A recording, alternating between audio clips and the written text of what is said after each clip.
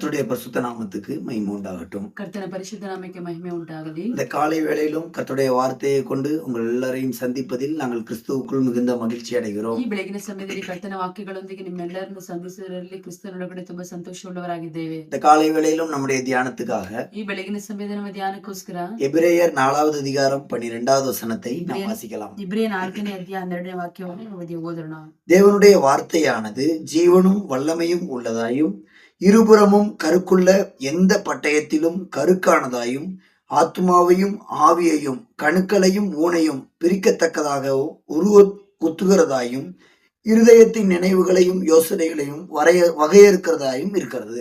ಯಾಕೆಂದರೆ ವಾಕ್ಯವು ಸಜೀವವಾದದ್ದು, ಕಾರ್ಯಸಾಧಕವಾದದ್ದು, ಯಾವ ಇಬ್ಬಾಯಿ ಕತ್ತಿಗಿಂತಲೂ ಹದವಾದದ್ದು, ಪ್ರಾಣ ಆತ್ಮಗಳನ್ನು ಕೀಳು ಮಜ್ಜೆಗಳನ್ನು ವಿಭಾಗಿಸುವಷ್ಟು ಮಟ್ಟಿಗೂ ತೂರಿ ಹೋಗುವಂತದ್ದು, ಹೃದಯದ ஆலோசனைಗಳನ್ನು உத்தேசಗಳನ್ನು விவேಚಿಸುವಂತದ್ದು ஆಗಿದೆ.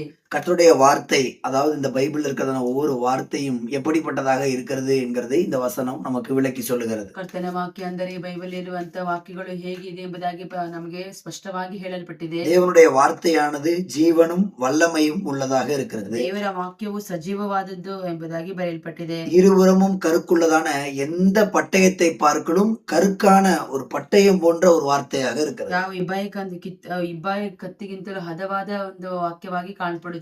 ஆத்மாவையும் ஆவியையும் ரெண்டாக பிரிக்கக்கூடியதாக இருக்கிறது. ಆತ್ಮಗಳನ್ನು ಕೀಳು ಮಜ್ಜೆಗಳನ್ನು ವಿಭಾಗಿಸುವಷ್ಟು ಮಟ್ಟಿಗೆ ಆಗಿದೆ. கணுக்களையும் ஊனையும் பிரிக்கும்படியாக உருவ குத்தக்கூடியதாக இருக்கிறது. ಕಿರುಮಜ್ಜೆಗಳನ್ನು ವಿಭಾಗಿಸಿ ಹೃದಯದ ಆಲೋಚನೆಗಳನ್ನು ಉದ್ದೇಶಗಳನ್ನು ವಿವೇಚಿಸುವಂತದ್ದಾಗಿದೆ. இருதயத்தின் நினைவையும் யோசனையையும் ரெண்டா பிரிக்கக்கூடியதாக இருக்கிறது. ಹೃದಯದ ಯೋಚನೆಗಳನ್ನು ಎರಡಾಗಿ ವಿಭಾಗಿಸುವಂತದ್ದಾಗಿದೆ. கர்த்தருக்கு ஸ்தோத்திரம். ಕರ್ತನಿಗೆ ಸ್ತೋತ್ರ. பிரியமானவர்களே, கர்த்தருடைய வார்த்தை அது ஜீவனும் வல்லமையும் உள்ளதாக இருக்கிறது. ಪ್ರಿಯವಾದವರೇ, ಕರ್ತನ ವಾಕ್ಯವಾದದ್ದು ಜೀವವಾದದ್ದು, ஜீவவாததாகி காணப்படுகிறது. எனவேதான் இந்த வார்த்தையை நாம் யார் மூலமாக கேட்டாலும் சரி, அதுல ஒரு ஜீவன் இருக்கிறது, அதுல ஒரு வல்லமை இருக்கிறது என்கிறதை நீங்கள் விளங்கிக் கொள்ள வேண்டும். ಯಾರ ಮುಖಾಂತರವಾಗಿ ನೀವು ವಾಕ್ಯವನ್ನು ಕೇಳುವಾಗಲೂ ಅದರಲ್ಲಿ ಒಂದು ಜೀವವಾದದ್ದು, ಶಕ್ತಿಯಾದದ್ದು ಕಾಣப்படுತ್ತದೆ. இந்த வார்த்தையை பேசுகிறவர்களிடத்துல ஜீவன் இருக்குதோ வல்லமை இருக்குதோ தெரியாது.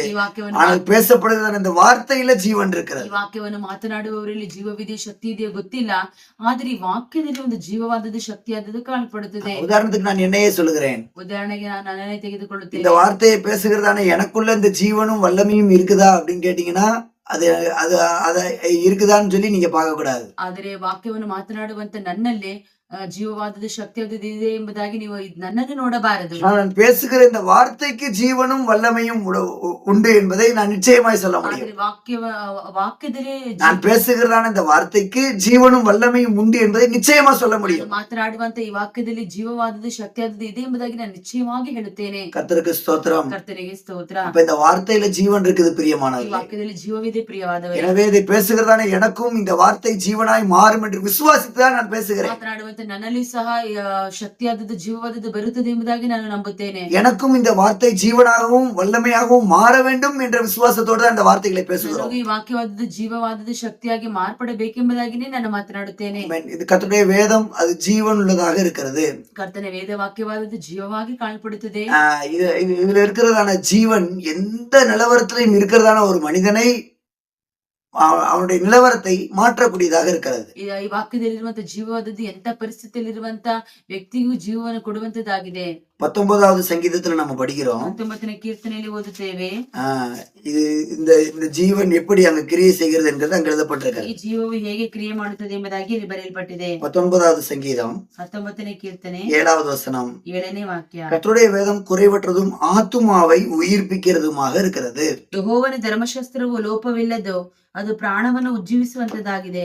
பாருங்க, இந்த வேதம் குறைவில்லாததாக இருக்கிறது, ஆத்மாவை உயிர்ப்பிக்க கூடியதான ஒரு ஜீவன் இந்த வேதத்துல இருக்கு. ಧರ್ಮಶಾಸ್ತ್ರದಲ್ಲಿ ಯಾವ ತಪ್ಪನ್ನು ನಾವು ಕಂಡುಹಿಡಿಯಲಿಕ್ಕೆ ಸಾಧ್ಯವಿಲ್ಲ, ಅದು ಪ್ರಾಣವನ್ನು ಉಜ್ಜೀವಿಸುವಂತ ಕ್ರಿಯೆಗಳನ್ನು ಮಾಡುತ್ತದೆ. நம்முடைய ஆத்மாவை உயிர்ப்பிக்க கூடிய ஒரு சக்தி இந்த வேத வசனத்துக்கு இருக்கிறது. பிரியமானவர்களே, ஆத்மாವನ್ನು ಉಜ್ಜೀವನ ಮಾಡುವಂತ ಶಕ್ತಿ ವೇದ ವಾಕ್ಯದಲ್ಲಿದೆ. ಪ್ರಿಯವಾದವರೇ, ஆத்மா ஒருவேளை மரித்து போயிருக்கலாம், ಆತ್ಮ ಒಂದು ವೇಳೆ ಸತ್ತು ಹೋಗಿರಬಹುದು, ஆத்மா ஒருவேளை தேவனை விட்டு தூரமா போயிருக்கலாம், ಆತ್ಮ ಒಂದು ವೇಳೆ ದೇವರನ್ನು ಬಿಟ್ಟು ದೂರವಾಗಿ ಹೋಗಬಹುದು. எப்பொழுது நம்முடைய ஆத்மா தேவனை விட்டு தூரமாக போகிறதோ, ಯಾವಾಗಲೇ ನಮ್ಮ ಆತ್ಮ ದೇವರನ್ನು ಬಿಟ್ಟು ದೂರವಾಗಿ ಹೋಗುತ್ತದೋ, நம்ம ஆத்மாவுல ஒரு மரணத்தை சந்திக்கிறோம். ಅಲ್ಲೇ ಆತ್ಮದಲ್ಲಿ ಒಂದು ಮರಣವನ್ನು ಸಂಭವಿಸುತ್ತದೆ. இன்றைக்கு விசுவாசி, இந்த காலை வேளையில நீங்கள் விசுவாசியுங்கள். ಈ ಬೆಳಗಿನ ಸಮಯದಲ್ಲಿ ನೀವು ನಂಬಿರಿ. இந்த பைபிள்ல இருக்கிற ஒவ்வொரு வசனமும் உங்களுக்கு ஜீவனை கொடுக்கக்கூடியதாக இருக்கிறது. ಬೈಬಲ್ ಇರುವಂತ ಪ್ರತಿಯೊಂದು ವಾಕ್ಯವಾದದ್ದು ನಿಮಗೆ ಜೀವನ ಕೊಡುವಂತದ್ದಾಗಿದೆ. ஆத்துமாவில் மட்டுமல்ல, உங்களுடைய சரீரத்திலும் ஜீவனை கொடுக்கக்கூடிய ஒரு சக்தி இந்த வசனத்திற்கு உண்டு. ಆತ್ಮದಲ್ಲಿ ಮಾತ್ರವಲ್ಲ, ಶರೀರದಲ್ಲಿ ಬೇಕಾದಂತ ಶಕ್ತಿ ಇದರಲ್ಲಿ ಉಂಟು.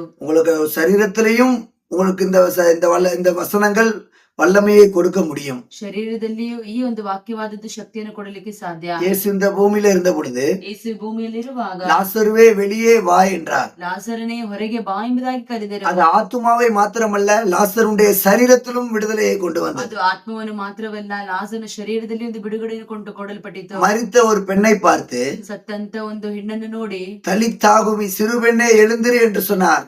உடனே அந்த வார்த்தை அந்த பெண்ணுக்கு ஆத்துமாவில் மாத்திரமல்ல, சரீரத்திலும் ஜீவனை கொண்டு வந்தது. ಕುಮ್ಮಿ ಎಂಬುದಾಗಿ ಕರೆದಾಗ ಆ ಹುಡುಗಿಗೆ ಆ ಆತ್ಮದಲ್ಲಿ ಮಾತ್ರವಲ್ಲ, ಶರೀರದಲ್ಲಿ ಒಂದು ಬಲ ಉಂಟಾಯಿತು. நாயின் ஊர் விதவையின் மகனை பார்த்து, ನಾಯನ್ ಎಂಬ ವಿಧವೆಯ ಹುಡುಗನನ್ನು ನೋಡಿ, வாலிபனே எழுந்திரு என்று சொன்னார். ಗಮನಿಸನೆ ಎದ್ದೇಳು ಎಂಬುದಾಗಿ ಹೇಳಿದರು. அவனுக்கு ஆத்துமாவில மாத்திரமல்ல, சரீரத்திலும் அது ஜீவனை கொண்டு வந்தது. ಆತ್ಮದಲ್ಲಿ பிரியமானவர்களே, ಮಾತ್ರವಲ್ಲ, ಶರೀರದಲ್ಲಿ ಜೀವ ಬಂತು. ಪ್ರಿಯವಾದ இன்றைக்கும் அந்த இயேசுவின் வார்த்தைகள் ஜீவனாக இருக்கிறது என்கிறதை இந்த வீடியோ பதிவின் மூலமாக உங்களுக்கு நாங்கள் அறிவிக்கிறோம். ಇವತ್ತಿಗೂ ಆ ಯೇಸುವಿನ ಮಾತಾಡೋದು ಜೀವಂತವಾಗಿದೆ ಎಂಬುದಾಗಿ ವಿಡಿಯೋದ ಸಮೇತವಾಗಿ ನಾನು ನಿಮಗೆ ಹೇಳಿಕೊಡುತ್ತಾ ಇದ್ದೇನೆ. ஆமென். விசுவாசிக்கிற உங்களுக்குள்ளே அது பலன் செய்கிறது. ನಂಬುವಂತೆ ನಿಮ್ಮೊಳಗಡೆ ಅದು ಬಲವನ್ನು ಉಂಟು ಮಾಡುತ್ತದೆ. ஆண்டவரே, உம்முடைய வேத வசனத்தில் ஜீவன் இருக்கிறது. அந்த ஜீவன் என்னுடைய ஆத்துமாவிலும் என்னுடைய சரீரத்திலும் வல்லமையை கொண்டு வரும் என்று விசுவாசியுங்கள். ಹೌದು ಪ್ರಿಯವಾದವರೇ, ಈ ವಾಕ್ಯದಲ್ಲಿ ಜೀವವಿದೆ. ಈ ವಾಕ್ಯವಾದದ್ದು ನನಗೂ ನನ್ನ ಶರೀರಕ್ಕೂ ನನ್ನ ಆತ್ಮಕ್ಕೂ ಜೀವವನ್ನು ಉಂಟು ಮಾಡುತ್ತದೆ ಎಂಬುದಾಗಿ ನಂಬಿರಿ. என் ஆத்துமாவையும் என்னுடைய சரீரத்தையும் இந்த வசனங்கள் பலப்படுத்தும் என்று விசுவாசியுங்கள். ನನ್ನ ಆತ್ಮವನ್ನು ನನ್ನ ಶರೀರವನ್ನು ಈ ವಾಕ್ಯಗಳು ಬಲಪಡಿಸುತ್ತದೆ ಎಂಬುದಾಗಿ ನೀವು ನಂಬಿರಿ. 1 தெசலோனிக்கேயர் என்று நினைக்கிறேன். 1 தெசலோனிக்கேயர் 2வது அதிகாரம் 13வது வசனத்துல, தெசலோனிக்கே 2ನೇ ಅಧ್ಯಾಯ 13ನೇ ವಾಕ್ಯದಲ್ಲಿ, விசுவாசிக்கிற உங்களுக்குள்ளே அது பலன் செய்கிறது என்று படிக்கிறோம். ವಿಶ್ವಾಸಿಸುವಂತೆ ನಿಮ್ಮಲ್ಲಿ ಅದು ಬಲವನ್ನು ಉಂಟು ಮಾಡುತ್ತದೆ.